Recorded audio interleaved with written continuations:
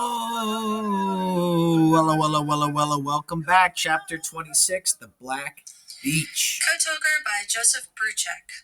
Published by the Penguin Group. Please excuse the mispronunciation of any Navajo words. And Sally. Chapter 26, The Black Beach. Our Navajo net on board the Bunker Hill was set up in the radio room just above the flag bridge at the very top of the ship. It made for a good place to see what happened on the island. Johnny Manuelito told me about it later. As the last boats of our first wave reached the shore, Johnny watched from that flag bridge. He'd just set up to send and receive and was waiting for the first messages. The whole island was blanketed with smoke and dust, but he saw through his binoculars that we'd reached the beaches untouched. Just then, something came streaking down out of the sky, heading right at him. It was a shell from the Japanese guns that had suddenly opened fire. It hit the top deck a few feet below where he was standing, but instead of bursting on impact, it bounced off, went spinning down, ricocheted off the next deck, and flew up far below. Johnny stared down in silence for a moment. Things like that, he thought, make you feel glad you performed your ceremony. Then he jumped to his radio that had crackled into life as the shores of Iwo Jima burst into flame. 100 yards in from the beach, what had seemed like a walk in the park had turned into a swim in a sea of fire.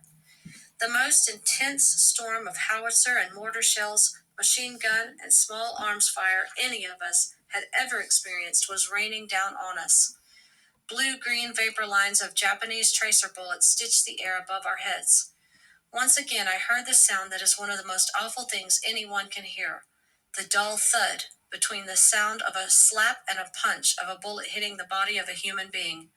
I heard it again and again, followed by cries of pain from those who were not killed when burning pieces of lead struck them. There was no line of protection between us and the enemy ambush. Our alligators tried to make a quick crawl up the steep slope of the terrace so they could set up a fire line. The black sand was too loose and too deep. Spraying sand, a few of them reached the top of the terrace closest to the beach. But where we were, right below Suribachi, it was just plain impossible. Our amphibious boats turned around, roared back down onto the beach, and churned their way out into the water 50 yards or so. From there, they could at least fire over our heads. That 15-foot rise was just about as hard for a man to climb as for a tracked vehicle. Sand shifted out from under our feet as Smitty and I tried to scramble up the steep slope. My arms were sucked in up to my elbows as I tried to find my balance. Black sand flowed into my face and down my neck. Like trying to swim up a waterfall, Smitty grunted as he reached back and grabbed my arm to pull me after him. I didn't say anything. My mouth was too full of sand. Our work was worth it, though. When we finally reached the top, a big reward was waiting for us. Not only did we have a great view, but we were fully exposed to the enemy fire that started the exact instant the two of us got there. The Japanese had waited until we Americans had swarmed up the first slope and were like sitting ducks on the wide plain before the next terrace.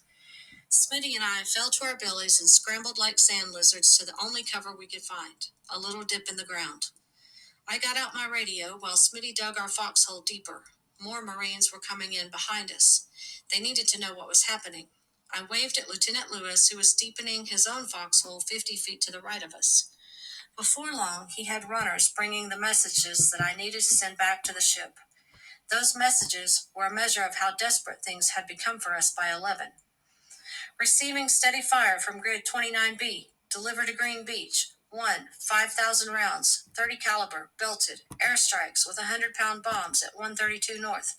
Estimated battalion casualties, 60 killed, 2 radio men down.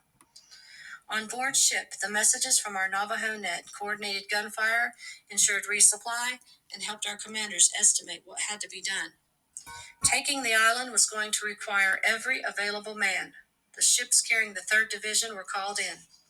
Many of the things that happened during our first 3 days on Iwo Jima are hard for me to remember clearly, grandchildren.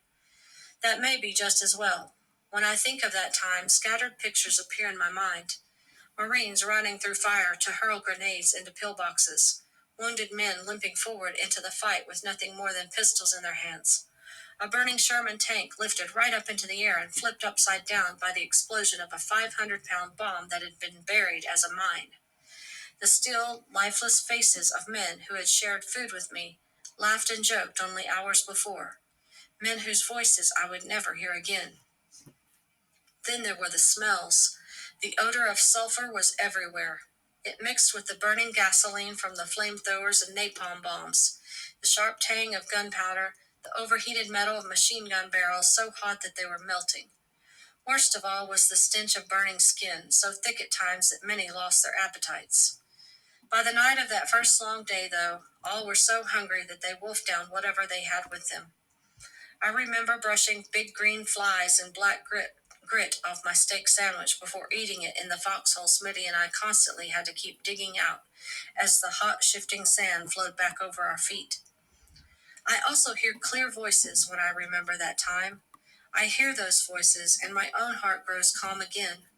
They are Navajo voices, speaking strongly in our sacred language, speaking over the concussions of the exploding shells so close that the pressure in the air made it hard to breathe, speaking above the deadly whir of shrapnel, the snap of Japanese rifles, and the ping of bullets bouncing off our radio equipment, speaking calmly, speaking even when our enemies tried to confuse us by getting on our frequency to scream loudly in our ears and bang pots and pans, speaking through that day and the next and the next. Even when our voices grew hoarse, we did not stop. Our Navajo nets kept everything connected like a spider's strands spanning distant branches. The winds of battle never broke our web. As the battle for Iwo Jima raged all around us, our voices held it together. Our first major objective on the island had been to take Mount Suribachi, but made it almost impossible. All we could do was creep forward a few feet at a time. It took us 4 days to move halfway up the slope, taking terrible casualties all the way. Friday was the 5th day of fighting. Company E was directed to capture the summit. By now, Mount Suribachi's caves and chambers were almost empty. Its blockhouses and pillboxes had been shattered. Howitzers and mortars, naval gunfire, aerial bombing, and men on foot with hand grenades and satchel charges had done their work. 40 men from Company E crawled on their stomachs up the rocky slope that was almost vertical at the top, avoiding any trails for fear they were mined. I was not one of them. I was in a foxhole further down the mountain, sending progress reports from our lieutenant. At 10:15, the 40 men spilled over the side of the cone into the crater. Not one enemy was in sight. The Marines had taken the mountain, and as they climbed, one of those guys had found a metal pipe discarded on the slope. They'd brought a small American flag with them. The little flag was fastened to the end of that pipe, and the pole was jabbed into the soft soil at the north rim of the crater. 6 men raised that flag, including Private Louis Charlo, a Salish Indian Marine from Montana. Sergeant Louis Lowry, a photographer for Leatherneck magazine, snapped pictures of the men posing around the flag. Just then, 2 Japanese soldiers who'd been hidden in a cave attacked them with hand grenades and a sword. Jimmy Robeson, a Marine who'd refused to pose for the picture, shot one of the Japanese soldiers before he could get to the flag, and Louis Carlo took care of the other one. Sergeant Lowry's camera was smashed in the fight, but the roll of film inside it was saved, and his pictures got printed in Leatherneck. I was too far down the slope to see that flag, but some of the Marines farther up from me saw the stars and stripes go up and started shouting and celebrating. Word of that flag raising flowed down the slope as fast as a stream of sweet water. One of the white guys in my company yelled over to me from where he was pinned down by enemy fire on the north slope of Montayama, a ridge in clear view of Suribachi. "Hey, Chief," he shouted, "they raised the stars and stripes. It's over. It's all over now." "Not here," I yelled back to him, ducking as Japanese bullets whizzed over my head. Teddy Draper was the code talker farthest up the slope of Mount Suribachi. He couldn't see that flag either, but his sergeant told him to send the message. So Teddy was the one who first spoke the words in our code, radioing back to General Smith at his command post on the beach. It was a long message because many of the words, such as Suribachi, had to be spelled out.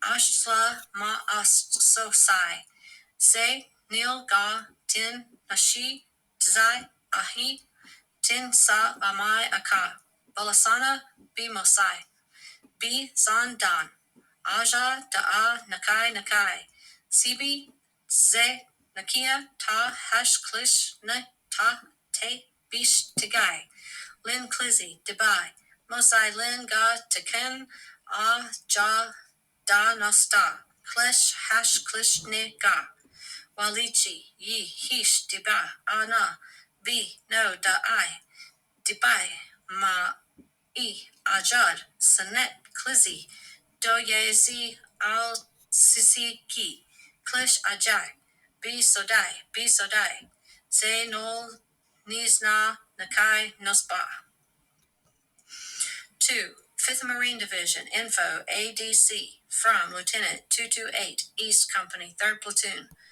1st Lieutenant H.G. Schreier's platoon raised U.S. flag and secured Mount Suribachi at 10:20. All over the beachhead, people greeted the news with cheers and shouts. Having that American flag go up was like New Year's Eve. Some men were so moved that they cried. People were ringing bells, blowing whistles, and sounding horns from the boats. On the beach where so many had died, a man dressed just like every other Marine got that message and nodded his head. That man knew how hard the other armed forces had tried to terminate the Marine Corps even while we did the hardest jobs on those islands. This means a Marine Corps for the next 500 years, that man said. He was James Forrestal, the Secretary of the Navy, and he was standing right next to General Howling Madsmith and 2 admirals. As far as they were concerned, we had won. But for those of us Marines who were still in the thick of it, the fight for Iwo Jima was far from over. During that struggle to take Suribachi, 3 more of our Navajo code talkers ended their war. Paul Kinlachini, Sam Morgan, Willie Noda. When Paul was hit by machine gun fire and died, he called out to Jimmy Gleason, the other Navajo with him. "Tell my folks," were Paul's last words. Jimmy got into a foxhole, but was trapped in the crossfire. His ankle had been shattered. He lay there for 2 days before anyone found him. He ended up losing his leg just below the knee. Jimmy survived to go home, even though the Gallup Independent reported that he had been killed in action. Mount Suribachi was just the southern tip of Iwo Jima, but capturing it meant that we were on our way to winning. Even the Japanese knew they were going to be defeated when they lost their stronghold. I learned later that many of the enemy soldiers wanted to give up, but were too ashamed to surrender or too afraid of their officers. That is why they fought on until almost every one of the 20,000 Japanese soldiers was dead. Our victory was also purchased at an awful cost in American casualties. 6,821 Marines were killed, and another 19,207 were wounded. During the taking of Iwo Jima, I lost some of my white buddies too. I have not said enough about how many of the white men who fought in the Pacific became my pals. I had many friends, too many friends. I say too many because having a lot of friends during war can be a painful thing. It's not like having friends here at home in peacetime. If you have a good buddy, grandchildren, do you not look forward to seeing him when each new day dawns? If you have many friends, your life is full. When you are young and are living in peace, it seems as if your friends will always be there with you. It is different in war. Another friend is another person you might lose at any instant. Each new day, each minute, may be the last one when you will see your friend. That guy who shared a canteen of water with you, who teased you about your fear of snakes or showed you pictures of his mother and father, can vanish in one moment as brief and shocking as a flash of lightning. It was March 4th, before dawn, 3 weeks after the flag raising on Suribachi. It had been a cold, rainy night. "Hey, Chief," the man next to me on my left said, his helmet dripping with water. "Did y'all do another one of them rain dances?" It did almost seem as if we Marines were rainmakers. Wherever we went in the Pacific campaign, Guadalcanal, Bougainville, Guam, Pavavu, the rain always seemed to follow us. It was always the same, but there was no confusing where we were now. That harsh odor of Iwo Jima's sulfur smoke was always with us. Imagine that smell that comes just when you strike a match and think of it filling the air all the time. That is how it was. Our objective was a place called Hill 362, southwest of Matayama Village. Although the sun had not risen, we could see it clearly ahead. Harassing fire had been trained on it all night. It was lit up by white phosphorus bursts. Then the shelling stopped. It was 0500, time to move silently through the dark. We were not to fire our weapons until fired upon. That was an easy order for me to observe, grandchildren. I was always so busy with my radio equipment that firing a weapon was the last thing I could do. As soon as the first light of the sun struck us, so did the enemy. We were raked by fire from our flanks, from the front, and even from the rear. I heard a cry from that man on my left and turned to see my friend Georgia Boy holding his own throat. Blood was spurting through his fingers and his helmet had been knocked off. A neck wound is bad. The big arteries there have so much pressure that all the blood in your body can be pumped out in a few minutes. Someone was yelling for a medic. It took me a moment to realize that the person was yelling in Navajo, "Azanakahai!" Then I realized I was the one doing the yelling, as I pressed my hands down onto Georgia Boy's neck, trying to stem the flow of blood. A corpsman with the small circle of his profession on his helmet knelt by my side. In the Pacific War, our medics did not wear red crosses. The Japanese didn't observe the usual rules of warfare that forbade trying to kill medical personnel. A red cross was just a more visible target for a sniper. I moved aside as the medic took over. We had to keep moving. My radio was needed further up front. Georgia Boy's face was pale and his legs were trembling. It was the last I saw of him on Iwo Jima. On March 16th, 26 days after D-Day, organized resistance was declared at an end. There were still caves and isolated emplacements holding out, but the battle had been won. On March 25th, we began withdrawing to head back to Guam. The final thing I remember seeing of Iwo Jima was the American flag still waving from the peak of Mount Suribachi as we sailed away. You have probably seen that picture taken of 6 Marines raising the flag on Mount Suribachi. It was published all over the world. You can see it here on this medal. In Washington, D.C., at the Marine Corps Memorial, there's a big statue of those Marines raising the flag on Iwo Jima. But if you remember my description of how Mount Suribachi was taken, you will realize that this flag was not the first one. 2 hours after Mount Suribachi was captured, an Associated Press photographer named Joe Rosenthal decided to go up to the top of the mountain, even though everyone told him he was too late. He arrived just at the moment when that first flag was being taken down. Colonel Johnson wants to keep this one for a souvenir, he was told, so we're going to put up a bigger one. As soon as the first flag was down, Joe Rosenthal began to take pictures of the Marines putting up that second one. One of those pictures became the most famous photograph from World War II. Ira Hayes, a Pima Indian friend of mine from Arizona, is the one furthest on the very left. You can see him reaching for the flagpole, but not quite touching it. He and the other 5 became famous because of that one photograph. It embarrassed some of them because they all knew it was a replacement flag.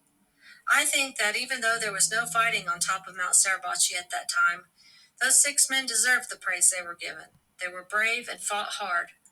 3 of them were killed not long after that photograph. The other 3, including Ira, were shipped back to the States. Ira toured the country for the Marine Corps, promoting the sale of war bonds. When they made Ira into a celebrity, he didn't feel comfortable about it. I think that's one of the reasons he drank so much. Some of us, like Wilsey Bitsy and me, had been friends with Ira even before the war. So we Navajos saw a lot of Ira after we got back home, all of us being veterans and back in Arizona. All of us being Indians. Ira would tell us how he just couldn't get the war out of his head. He kept seeing the men who had been wounded and hearing their voices. He didn't like to look at that famous photo of himself raising the flag. I wish you had been there with me in that picture, he used to say to Wilsey and me. It's so lonely being there forever without another Indian.